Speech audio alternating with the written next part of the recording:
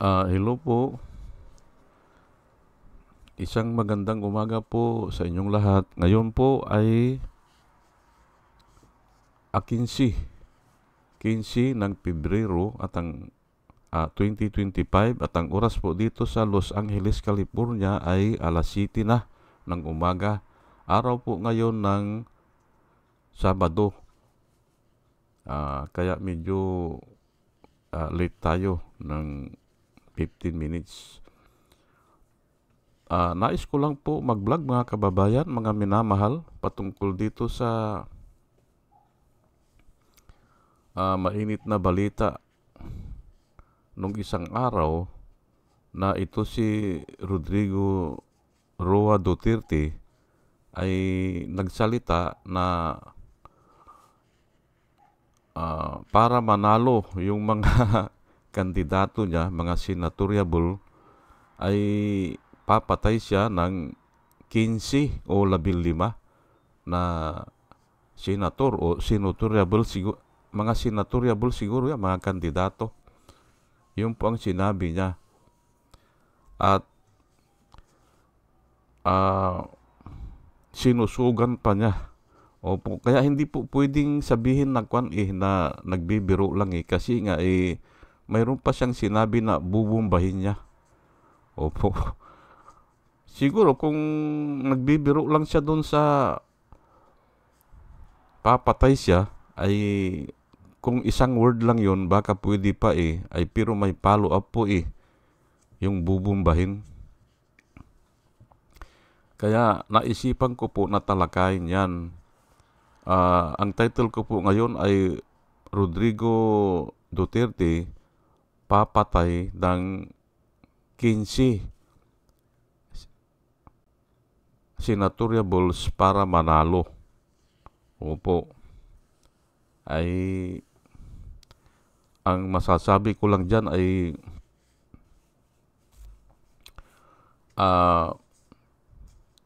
what the heart is full, kung ano yung laman ng ating puso,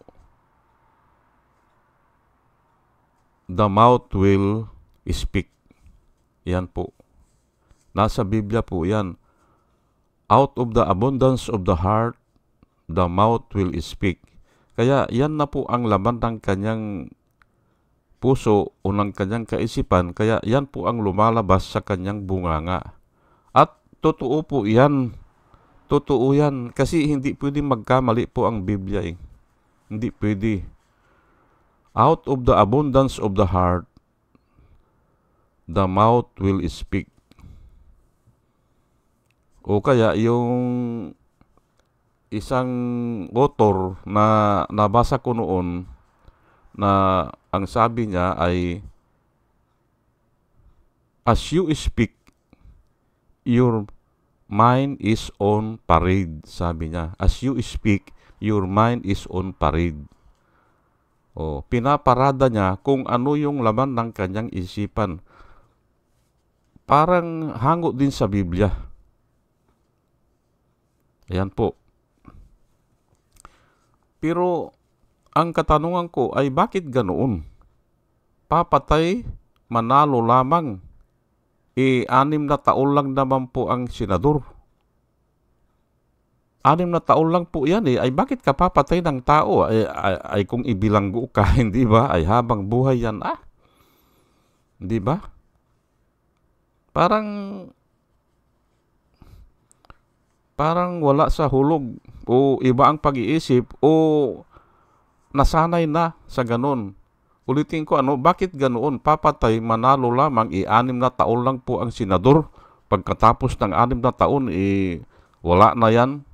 Di ba? Kakandidato ulit. Kahit gawin niyang mga senador sila, ito po para maintindihan po natin. Kahit na gawin pa niyang senador yan, nakatulad sa ginawa niya kay Robin Hood Padilla. Ginawa niyang senador, number 1 senador, hindi ba? Sila ng mga walang alam sa batas. magkakalat lang po yan sa Senado. Magkakalat lang yan. At hindi siya maipagtatanggol niyan kung iniisip niya na kaya siyang ipagtanggol ni Robin Hood Padilla, ay nagkakamali siya dyan. Wala kang alam sa batas paano kang ipagtatanggol, di ba? Puro lang purma yan, pero walang sustansya. Amak mo, tatanungin niya si Risa Ontiveros patungkol doon sa contempt order ni Kibuloy. Ang sabi niya ay ilang members ba ang pwedeng sumalungat para hindi matuloy yung contempt order. Ay kung ako yon si Risa Ontiveros, susupalpalin ko na siya. Ay magbasa ka, basahin mo naan dyan, nakasulat dyan, hindi ba? Kung ilan, 7 atang kailangan out of 13 ata ang members 7 ang kailangan para yung contempt order ay ma-repeal. Magbasa ka, huwag kang tamad, hindi ba? Huwag kang tatamad-tamad, Robin Hood Padilla. Magbasa ka, naiintindihan naman yan kahit na grade school ang babasa niyan. Madam Chair, sabi niya, Madam Chair, ilan po ba ang kailangan na member? Para hindi maituloy ang contempt order. Yung paghuli ata kay kay Kibuloy ay wala siyang nakuha. May nakuha siya si JB Estrada, umayaw pa nung bandang huli kasi nga nakakahiya hindi ba? Ayaw nang humarap, tapos ayaw nyo pang bigyan ng contempt order, o ayaw nyo pang ano ba yun? Yung huhulihin ni General Torre. Kasi nga ay ayaw umatin, hindi ba? Nagpadala pa ng yung mga palatuntunan na gusto ni Kibuloy bago siya susuko. Bibigyan daw siya ng eroplano, bibigyan siya ng security, mga pagkain. Ay hindi naman ginagawa ng senador yan Sino naman ang senador dyan na nabibigyan ng security? Bibigyan ng masaganang pagkain, hindi ba? Wala Ayan, magkakalat lang yan. Kahit na gawin niyang senador, halimbawa si Ipi, hindi ba? Dayain nilang eleksyon, sige na, dayain nila. Patayin nila ang ilaw. Patayin nila yung transparency server katulad nung ginawa nila nung 2019. Sige na, patayin na nila at ipasok na si Ipi. Number 1 si Ipi. Ay hindi rin naman siya maipagtanggol yan. Yan po ang sinasabi ko dyan para maintindihan. Minamaximize ko na po kasi nung 2019, pinatay po nila ang transparency server ng 7 oras. Nakatulog na nga ang tao nung binuksan nila, 1:00 na ng umaga. At sabi nila, ito na ang resulta. Sabi nila 70% na, nabibilang na, 70%. Ayan. Si Bongo, senador na. Si Bato de la Rosa, senador na. Si Amy Marcos, si Tol Tolentino. Ayan na. Nasiro nga ang Ay, paano hindi ka masisiro doon? Pinatay po nila ang transparency server. Walang makita ang tao. Kahit na media, wala. Kahit na yung mga kandidato, walang makita. Ayan po. Ngayon siguro, mahihirapan silang gawin. Pero noong 2022, ay ang ginawa naman nila, ay iisang computer lang ang nagpadala ng 51% ng boto ng buong Pilipinas. 51% po ng boto ng buong Pilipinas, ang nagpadala lang ay iisang machine. Private pa o locally connected pa doon sa server ng COMELEC. Yun ang nagpadala ng boto. Taliwas sa kontrata, taliwas sa batas, o sa inaakala natin, kaya tayo bumili ng vote counting machine. Ang vote counting machine ang magpapadala ng boto, ay hindi pala nangyari. Ang nagpadala lang ng boto ay yung isang computer na private o locally connected doon sa server ng COMELEC. Kaya dinaya nila yan. Kaya nga, ilang milyon po si Marcos? 31 million. Ilang milyon po si Sara? Ay 32 million. Ay ngayon siguro mahihirapan silang gawin yan.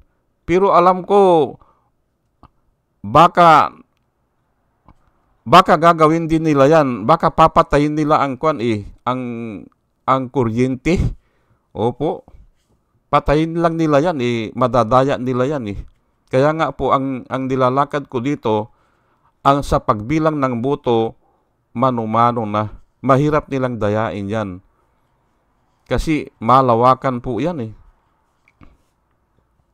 Kahit na kandila lang pwede, kahit na flashlight o ilaw ng motor, yung mga motorsiklo, ay pwede na. Nangyari po dito sa amin yan nung matagal na panahon na. Baryo Captain, natatalo na yung Baryo Captain. Ang ginawa ng mga alipuris niya ay yung kuryente dito sa amin ay kawayan lang ang kawayan lang ang yung puste. Binali yung kawayan. Nawala ng ilaw. Pero may mga kandila, may mga flashlight naman. Yung nananalong kandidato, nakaready sila, may mga motor o owner type jeep.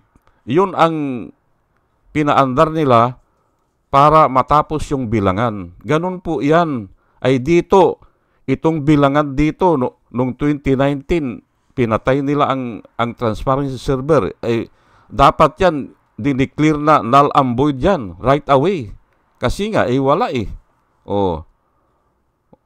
Kinikwento ko lang po sa inyo, ano ang kahalagahan na mabilang talaga. Kasi kung nabilang na, ay may mag-witness na dyan.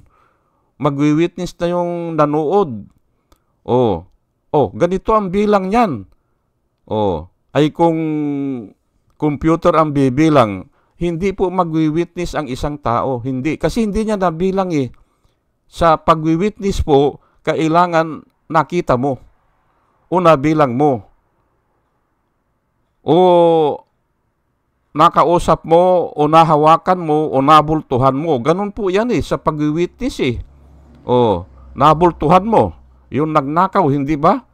Opo, nakita ko siya nakatalikod, parang siya. Di ba? Ganun po ang mag-witness Ay paano ka mag-witness dyan na may dayaan kung hindi mo naman binilang talaga at ang bumilang ay machine, yung artificial intelligence. Hindi ba? Ngayon, ang susunod po ay bakit papatay siya dahil lang sa politika? Ay hindi po dapat Hindi dapat yan. Kasi nga sa politika, wala namang permanente na kasama o kaaway o kaibigan sa politika. Ay bakit ka papatay dyan? Yung nga sinabi ko kanina, 6 years lang naman yan At sa mga local, ay 3 years lang yan.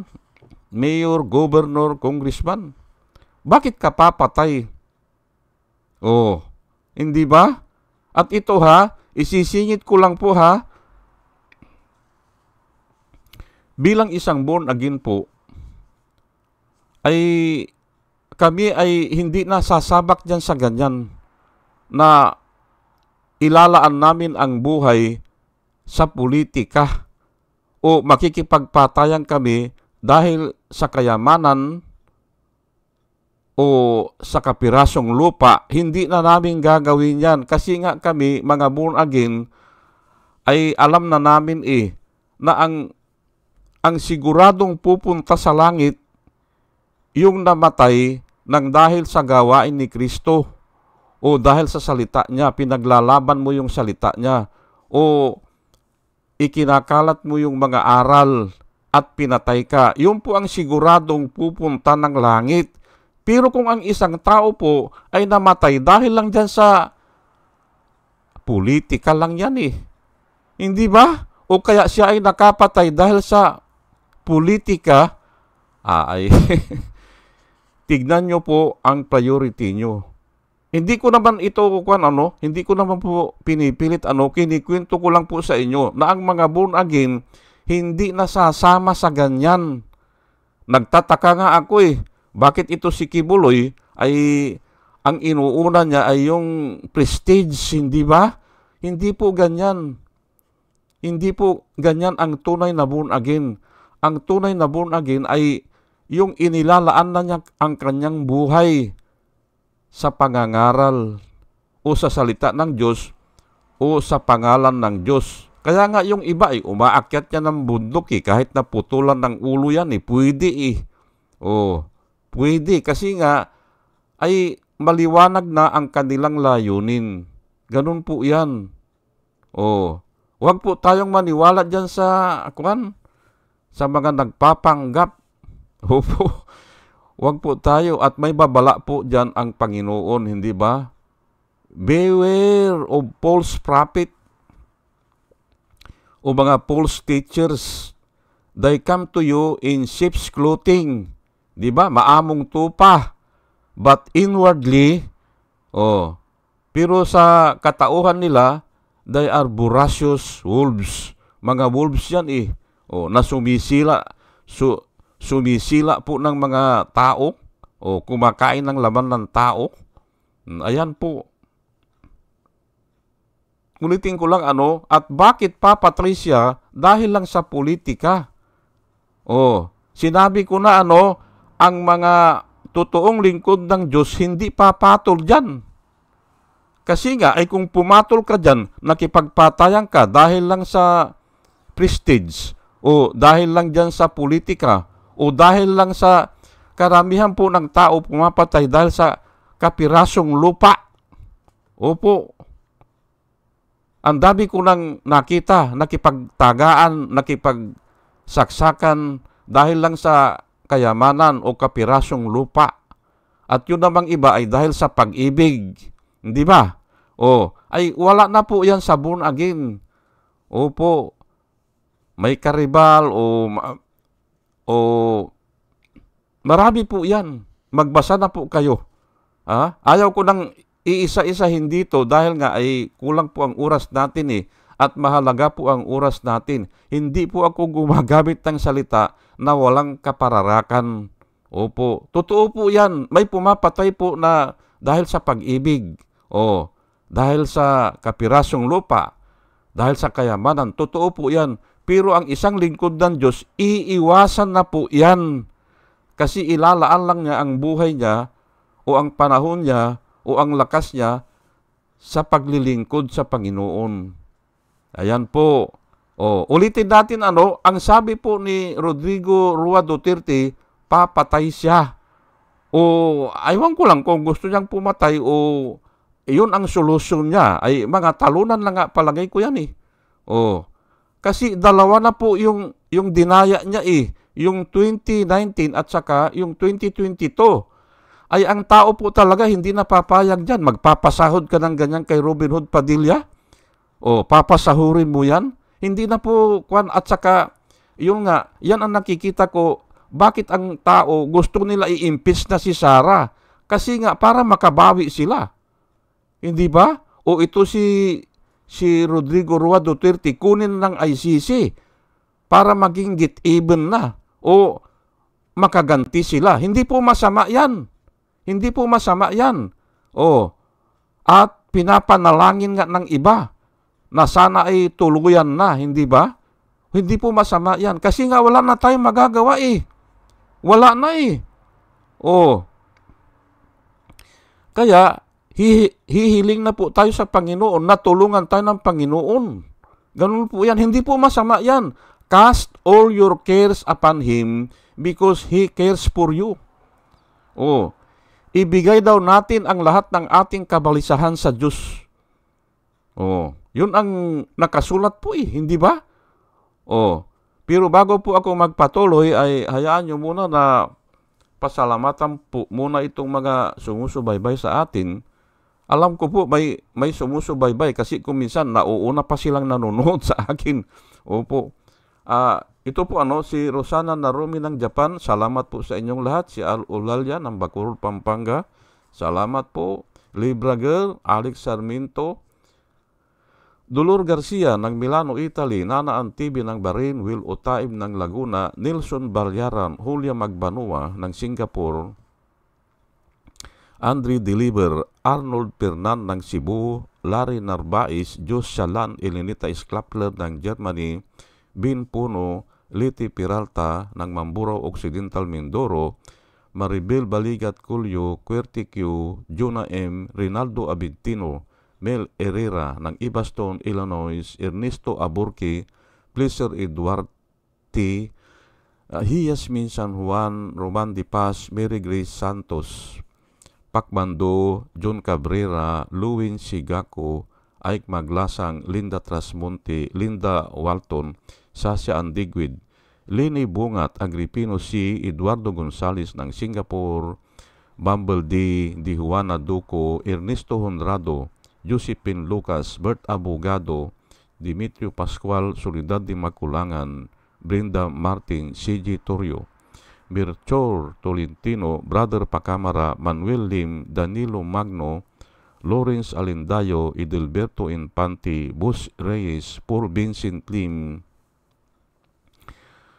Sonny Gaya, Rupino Baldos, B.T. Velasco, William Elay, John D. Cinco, Victorino Ripran, Norman Nabatar, Bonifacio Avila, Danilo Magno, Carl Arman, Salvi Ibanez, Domus Ticton, Tibtib Mercado, Bernadette Francisco, Yoser P.O., Cheryl Andres, Hermihinel Dugardi, Robin Dilpin, Mama Gina, Lanzo Mintag, Leonardo Asibis, Jose Tusi. Salamat po sa inyong lahat. At ito naman po ang mga vloggers na gusto kong i-recommenda sa inyo na ating panoorin at suportahan. Ito po sila si Michael Apasible Bulletin, Anthony Insurrecto, Bunyog Pagkakaisa, Vlogcaster Armandin, Engineer Tuto Kaosing, Aling Marie, Mr. Sa Totoo Lang To, Christian Isguera, PMTGR Vloggers, The Action Man, Roya Pantors, Divina Apostol, CG Pichay, Kapihan ni Artat Ago, Demjus Johnny Kakamping, Ang Batas with Attorney Claire Castro, Waldi Carbonell, Attorney Silo Magno at saka si Kristan.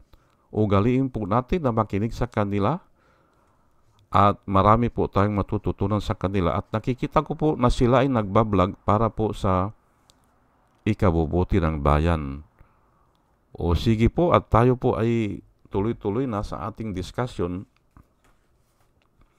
Yun nga yung sinabi ni Rodrigo Rua Duterte na papatay ng 15 senador para makapasok yung mga senatoriables niya ay aywan ko lang pero totoo siguro yung kasi nga lumalabas sa bunganga niya at yan ay patunay na talagang ay dapat ay kuwan na yan. Hindi na magbabago yan. Ganun na yan. At binibigyan ko po ng babala yung mga sumusuporta dyan. Kahit na binabayaran kayo, kahit na may bayad kayo para pumalakpak o nakakakuha kayo ng kaunting pabor o ayuda na nanggagaling sa kanya, ay kuwan po kayo, yung guilty rin po kayo dyan. Opo. At ang Diyos po, kaya kang balikan Maaring ikaw ay magkasakit o ma-ospital, ay kulang pa yung nakuha mo dyan. O nalugi sa negosyo. Marami pong bagay yan na pwedeng babawian ka ng Panginoon. Opo, kahit kasi nga pumapalakpak ka o sumusuporta ka. At ito po ang Bible verse na naisishare ko lang po sa inyo, no? Leviticus 24 verse 17, patungkol dyan sa pagpatay. Now, if someone takes any human life, he must be put to death. Yan po ang nakasulat sa Leviticus. Now, if someone takes any human life, ang ibig sabihin ay pumatay, he must be put to death. Yan po nakasulat. Ngayon, ito ay paulit-ulit lang ito sa Exodus. Sa Exodus 21:12, whoever strikes and kills a man must surely be put to death. Yan po, hindi ba? May kabayaran po May kabayaran. Whoever strikes and kills a man must surely be put to death. Ayan po. Ngayon, ito po ang reason ng Panginoon bakit ganun. Ito po sa Genesis 9:6. Genesis lang po ito 9:6. Whoever sheds the blood of man, ang ibig sabihin ay pinatay ito o sinaktan o sinugatan Whoever sheds the blood of man, by man his blood will be shed. For in his own image God has made mankind. Ayan po. Ang tao po kasi ay ginawa sa image ng Diyos o sa ayun nga, image, in his own image Ngayon ay pag pinatay mo yan ay ikuwang ka, sisingiling ka. Ayan po. Yan po ang nakasulat sa Genesis. Sa una pa lang na ang sumulat yan ay si Moses. Yan po ang sinasabi. Ngayon, balikan po natin. Ano po ang sinasabi ni Rodrigo Roa Duterte? Papatay siya. Patungkol po sa eleksyon lang po yan, bakit? Hindi na niya ba pwedeng patayin ang ilaw o ang transparency server ng 7 oras? Ay, walang natin, hindi ba? Pero ako naniniwala ako, susubukan pa niya yan. Susubukan niya yan. Yung ginawa nila na pinatay nila ang ilaw noon, na hindi po nangyari yan sa kasaysayan po ng kwan. Hindi pa nangyari yan. Sa kanya lang nangyari yan. Ganun po kasama. Ganun po katindi ang tao. Hindi ba? Papatayin ang transparency server para maipasok lang yung mga kandidato niya.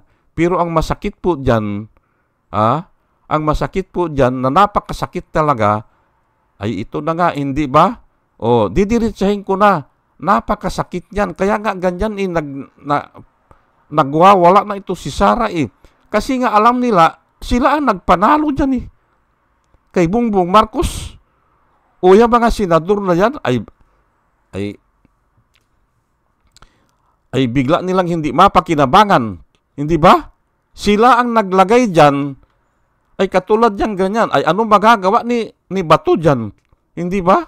Anong magagawa ni Bongo dyan? Siyempre iisipin nila ang kabuhayan nila. Hindi ba? Yan po ang masakit dyan. Pinanalo nila, ay pero hindi naman nila mapakinabangan. At ang masakit pa dyan ay, ayan nga, si Bongbong Marcos, hindi ba? Si Bongbong Marcos ay naglalaban-laban na. Nag-umpisa lang yan sa salitang tambaluslos. Ganon po ang mystery na ginagawa ng Panginoon. Mystery po yan kasi nga wala naman sa plano yan pero nangyayari kasi nga paunti-unti For it is God, nakasulat po sa Biblia, for it is God who gave us both the will and to do. Yung will nanggagaling din sa Panginoon yan yung will bakit bumabaliktad ang isang tao? Ganun kay Indrili, nung bumaliktad siya, nilabanan niya si Marcos, Ang Diyos po ang nagbibigay niyan. Hindi maipaliwanag yan eh.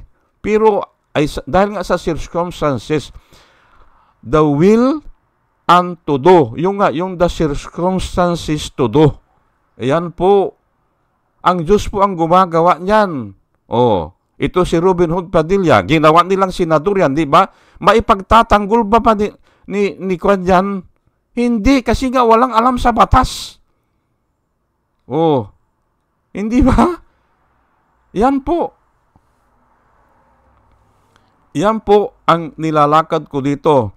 Sige po, at hanggang dito na lang po at dalayan ko po sa Panginoon ay sa ating pakikinig ay sana makakuha po tayo ng wisdom na nanggagaling sa Kanya. Opo. At muli mga kababayan, mga minamahal, ay isang magandang umaga po sa inyong lahat at salamat po sa inyong pakikinig. Salamat po ng marami. Salamat po.